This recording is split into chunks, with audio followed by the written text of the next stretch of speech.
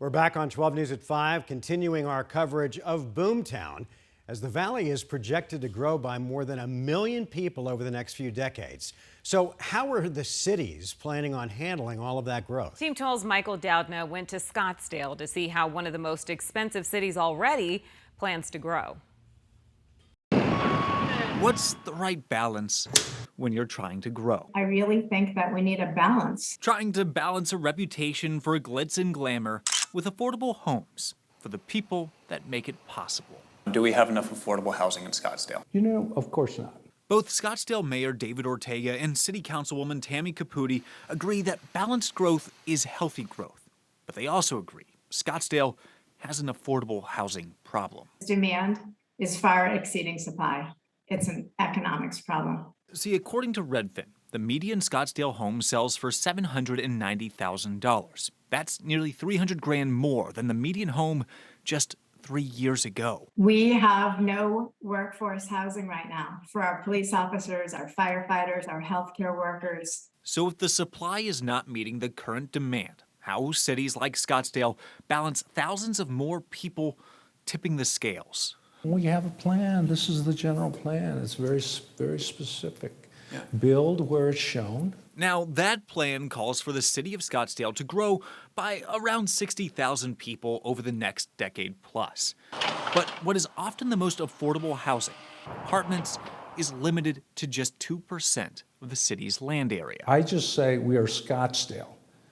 We don't plan to be a metropolis. But Caputi worries that these regulations exacerbate the problem. She says limits on location, height, and the number of units can lead developers to make more expensive apartments. It's very hard to deliver an affordable, quote unquote, housing product with all of those, stipulations. So as cities and developers battle over what regulations should or should not be in place, it's those that work, serve, and support the city that may have to wonder if future growth will push them out. So we have to think about what makes sense. How are we going to house our future community?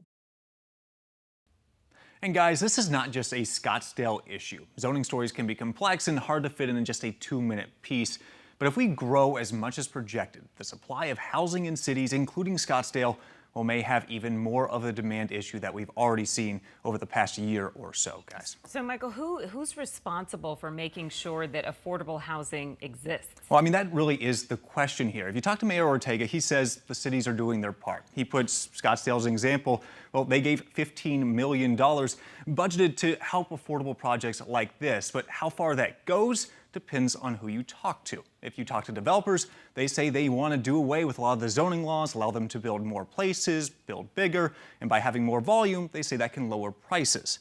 Other people say the state needs to step up and maybe help out with some of the affordable housing as well. The question is, will anyone actually step up, and what will it look like as those years grow and as the city grows as well? All right, Michael, thank you. Thanks.